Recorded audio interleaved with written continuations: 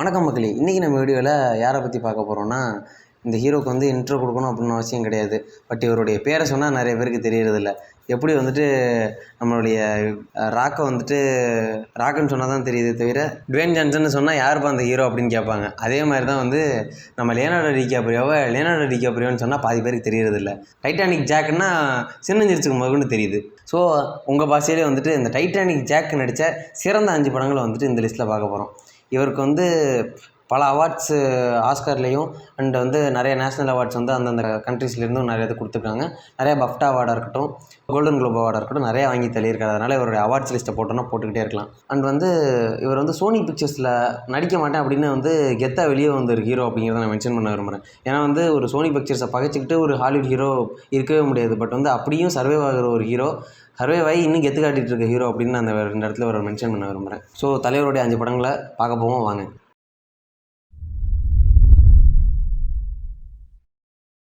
நம்மளோட லிஸ்ட்டில் 5வது இடத்தை பிடிச்சிருக்குது once upon a time in Hollywood. 2019 வந்து இந்த படத்தை வந்துட்டு ஒரு காமெடி வெஸ்டர்ன் ஃபிலிமாக எடுத்திருக்காங்க. இந்த படத்தோட கதைக்களம் வந்துட்டு நம்ம ஹாலிவுட் இண்டஸ்ட்ரி வந்து கொஞ்சம் ப்ளூம் ஆகி வந்துக்கிட்டு இருந்த டைம். அப்போ தான் வந்துட்டு உங்களுக்கு யூரோப்லேருந்து அமெரிக்காவிலேருந்து எல்லா ஹீரோஸும் வந்து நடிச்சிக்கிட்டு இருந்தாங்க. அண்ட் வந்து கலர் ஃபிலிம்ஸ் எல்லாம் வந்துக்கிட்டு இருந்த டைம்னு வச்சுங்களேன். இந்த மாதிரி ஒரு டைம் லைனில் வந்து ரிக் அப்படின்னு ஒரு ஆக்டர் வந்துட்டு ஃபீல்ட் அவுட் ஆகிடுறாரு. அவருடைய ஸ்டண்ட் டபுளாக வந்துட்டு கிளிஃப் அப்படின்னு இவர் கூட ஒருத்தர் வந்து சுற்றிக்கிட்டு இருப்பார். மீன்ஸ் வந்து என்ன சொல்கிறது, உங்களுக்கு டாக்டர் இருக்கிற இடத்துல தான் நர்ஸுக்கு வேலை, அது மாதிரி தான் வந்து ஹீரோ இருக்கிற இடத்துல தான் ஸ்டண்ட் மேனுக்கும் வேலை. ஸோ ஹீரோக்கே இங்கே வேலை இல்லை, அதனால் அவருடைய டியூவல் ரோல் பண்ணுற இந்த ஸ்டண்ட் மேனுக்கும் வந்துட்டு வேலை கிடையாது. ஸோ இவங்க 2 பேரும் வந்துட்டு திரும்ப இந்த ஹாலிவுட் இண்டஸ்ட்ரிக்குள்ளே நுழைஞ்சு அவங்களுடைய இழந்த ஃபேமை வந்துட்டு திரும்ப பெறணும் அப்படிங்கிறதுக்காக பல வித்தைகள் பல வேலைகள் பண்ணுவாங்க. இதில் இவங்களுடைய நெய்பர்ஸும் வந்துட்டு ஆக்ட்ரஸாக இருப்பாங்க. 2 ஆக்டரும் ஒரு ஆக்ட்ரஸும் இருப்பாங்க. ஒரு கப்புள்ஸும் வந்து பக்கத்தில் தங்கியிருப்பாங்க. ஸோ இவங்களுக்குள்ளே தான் இந்த கதை வந்துட்டு மெயினாக நடக்கும். நிறையா ட்விஸ்ட் அண்ட் டர்ன்ஸ்க்கு அப்புறம் இவங்களுடைய இடத்த வந்துட்டு இவங்க ரீகெயின் பண்ணுறாங்களா இல்லையாங்கிறது தான் படத்தோட மிச்ச கதை. நிறைய காமெடியும் இருக்கும், அதே நேரத்தில் வந்துட்டு கொஞ்சம் விக்கடாக நிறையா மூவ்ஸும் இந்த படத்தில் வந்துட்டு இன்னொருத்தர் மேலே பண்ணும்போது உங்களுக்கு பார்க்க நல்லா சுவாரஸ்யமாக இருக்கும். ஸோ இந்த படத்துக்கு நான் கொடுக்கக்கூடிய ரேட்டிங் 7.7. அடுத்தது நம்மளோட லிஸ்ட்டில் 4வது இடத்தை பிடிச்சிருக்குது த ரெவனன்ட். 2015 வந்து இந்த படத்தை வந்துட்டு ஒரு வெஸ்டர்ன் ஆக்ஷன் ஃபிலிமாக எடுத்திருக்காங்க. இந்த படம் வந்துட்டு எக்ஸாக்டாக வந்து ஒரு பனி நிறைஞ்ச ஒரு காட்டுப்பகுதியில் நடக்குங்க. இதில் வந்து 2 க்ளோஸ் ஃப்ரெண்ட்ஸ் வந்துட்டு ஹண்ட் பண்ணுறதுக்காக போயிருப்பாங்க. அதில் ஒருத்தர் பேர் ஹக் கிளாஸ். இவர் வந்து பயங்கரமான வேட்டைக்காரர். இவர் வந்து ஹண்ட் பண்ணிக்கிட்டு இருக்கும்போது ஒரு கரடி வந்து எதிர்பாராத விதமாக இவங்களை வந்து அட்டாக் பண்ண ஆரம்பிச்சிருங்க. இந்த சண்டையில் வந்து இவருக்கு காயம் பயங்கரமாக ஏற்பட்டுரும். இந்த சமயத்தில் இவரை காப்பாற்றாமல் இவர் கூட வந்த இவருடைய க்ரூ மெம்பர், அதாவது ஒரு க்ளோஸ் ஃப்ரெண்டு வந்துட்டு இவரை அம்போன்னு விட்டுட்டு அங்கேருந்து போயிடுவாருங்க. ஸோ இவருடைய சர்வைவிங் ஸ்கில்ஸை வச்சுட்டு இவர் அங்கே இடத்துல பொழைச்சி மேற்கொண்டு வந்துட்டு தன்னை அபேண்டன் பண்ணிட்டு விட்டுட்டு போன தன்னுடைய ஃப்ரெண்டை வந்து எப்படி ரிவெஞ்ச் எடுக்கிறார் அப்படிங்கிறது தான் படத்தோட மிச்ச கதை. படம் வந்துட்டு சொல்லும்போது ஒரே லைனில் இருந்திருந்தாலும் இந்த படத்தில் வந்துட்டு விறுவிறுப்பாக டேரக்டர் வந்து எடுத்திருந்தாலும் அதை வந்து எக்ஸாக்டாக நமக்கு வந்து ரெப்ளிகேட் பண்ணது வந்து லியோனார்டோ டிகாப்ரியோடைய ஆக்டிங் தான். ஸோ அவருடைய ஆக்டிங்காக இந்த படத்தை வந்துட்டு மஸ்ட் வாட்ச் அப்படின்னு நான் சொல்லுவேன். இந்த படத்துக்கு நான் கொடுக்கக்கூடிய ரேட்டிங் 8.2. அடுத்தது நம்மளோட லிஸ்ட்டில் 3rd பிளேஸை பிடிச்சிருக்குது catch me if you can. 2002 வந்து இந்த படத்தை வந்துட்டு ஒரு க்ரைம் காமெடி ஃபிலிமாக எடுத்திருக்காங்க. இந்த படத்தோட கதை என்னென்னு பார்த்தீங்கன்னா, ஃப்ராங்க் அப்படின்னு ஒருத்தர் இருக்கார். இவர் வந்துட்டு ஒரு பயங்கரமான கான் ஆர்டிஸ்ட். அது என்ன கான் ஆர்டிஸ்ட்னால், ஒரு தகுதித்தனம் பண்ணி மொள்ளமாரித்தனம் பண்ணி முடிச்சு வைக்கத்தனம் பண்ணி ஊர் மக்கள்லாம் ஏமாற்றி காசையோ பொருளையோ எதையோ அபகரிக்கிற ஒரு ஆளுங்க. இவங்க தான் கான் ஆர்டிஸ்ட். இவர் என்ன மாதிரி கான் ஆர்டிஸ்ட் வேலையெல்லாம் பண்ணியிருக்கிறாருன்னா, பைலட்டாக நடிச்சிருக்கிறாரு, டாக்டராக நடிச்சிருக்கிறாரு, லாயராக நடிச்சிருக்கிறாரு. இது எல்லாத்தையும் வச்சு நிறையா ரூபா சம்பாதிச்சிருக்கிறாருங்க. இதில் வந்துட்டு நிறையா செக்ஸும் வச்சுருப்பார். இதெல்லாம் பல மில்லியன் ஒருத்தான செக்ஸு. இது எல்லாத்தையும் வந்துட்டு தன்னுடைய 21வது பர்த்டேக்குள்ளே இவர் எல்லாத்தையும் பண்ணி முடிச்சிருப்பார். இந்த சமயத்தில் ஒரு FBI ஏஜென்ட் வந்துட்டு இவரை பிடிக்கிறதுக்கு பின்னாடி துரத்திக்கிட்டே வருவார். அவருடைய பேர் வந்து கார்ல்.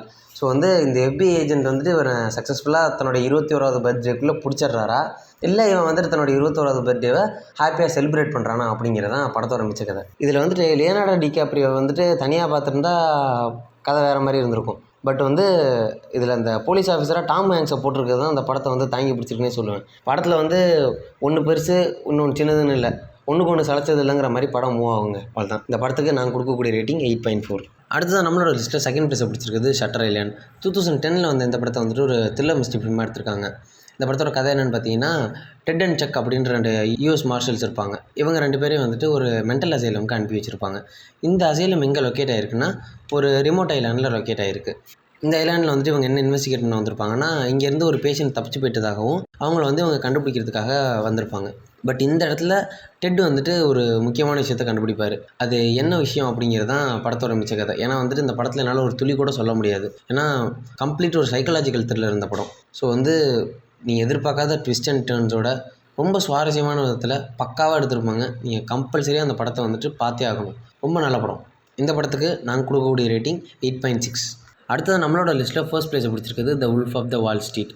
2013 வந்து இந்த படத்தை வந்துட்டு ஒரு க்ரைம் காமெடி ஃபிலிமாக எடுத்திருக்காங்க. இந்த படத்தோட கதை என்னென்னு பார்த்தீங்கன்னா, ஜார்டன் பெல்ஃபோர்ட் அப்படிங்கிறது வந்துட்டு ஒரு சாதாரண ஸ்டாக் புரோக்கராக தன்னுடைய லைஃப் ஆரம்பிச்சிருந்தாலும் ஒரு கட்டத்துக்கு மேலே வந்துட்டு இதை சொல்லி அதை சொல்லி நிறைய பேர் இன்வெஸ்ட் பண்ண வச்சு கொஞ்சம் கொஞ்சமாக வந்து படிப்படியாக மேலே வருவார். அப்புறம் நிறைய இல்லாத போல வேலை திரும்ப வேலையெல்லாம் பண்ணுவார். பண்ணி தான் வந்துட்டு மேலே வந்து பெரிய பிஸ்னஸ் மேனாக வந்திருப்பார். இவர் செய்யாத க்ரைமே ஒரு கட்டத்தில் இல்லாத மாதிரி ஆயிடும். விச் மீன்ஸ் க்ரைம்னா பிஸ்னஸ் ரிலேட்டட் க்ரைம்ஸ்னு வச்சுங்களேன். ஸோ அந்த மாதிரி எல்லாம் பண்ண ஆரம்பிச்சிருவார். இந்த சமயத்தில் வந்துட்டு இவருடைய மெயின் மணியெல்லாம் வந்துட்டு ஸ்டாக் மார்க்கெட்லாம் இன்வால்வ் ஆகிருக்கும். ஸோ இந்த ஸ்டாக் மார்க்கெட்டை வந்துட்டு திடீர்னு கிராஷ் ஆகிறப்போ, விச் மீன்ஸ் அதெல்லாம் வால் ஸ்ட்ரீட் அப்படிங்கிற இடத்துல தான் அந்த ட்ரேடில் மெயினாக நடக்கும். அந்த வால் ஸ்ட்ரீட்டில் வந்துட்டு ஒரு பெரிய ஸ்டாக் மார்க்கெட் கிராஷ் நடக்க ஆரம்பிக்கும். இந்த சமயத்தில் வந்துட்டு இவருக்கு பல மில்லியன் லாஸ் ஆகிருக்கும்.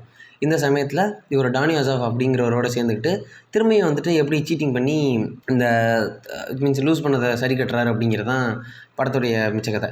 பட் வந்து படம் இங்கே முடியுதா அப்படின்னா கிடையாது. படம் வந்துட்டு இது ஒரு இன்பிட்வீன் ஒரு ஸ்டார்டிங்லேயே இதெல்லாம் நடந்து முடிஞ்சிடும். பட் விஷயம் என்னென்னா, இவர் வந்து இந்த மாதிரி ஒரு சுச்சுவேஷனை ஃபேஸ் பண்ணதுக்கு அப்புறமும் கூட இவர் பண்ணுறதெல்லாம் முக்கால்வாசி தப்பு தான். ஃபினான்ஷியல் க்ரைம் தான் இதெல்லாம். பட் வந்து மாட்டாரா மாட்டாமல் இருக்கிறாரா அப்படிங்கிறது தான் படத்தோட மிச்ச கதை. இது ஆக்சுவலாக வந்துட்டு உண்மையிலே அங்கே யூஎஸில் வாழ்ந்த ஒருத்தருடைய உண்மை கதையை தழுவி எடுக்கப்பட்ட படம் இது.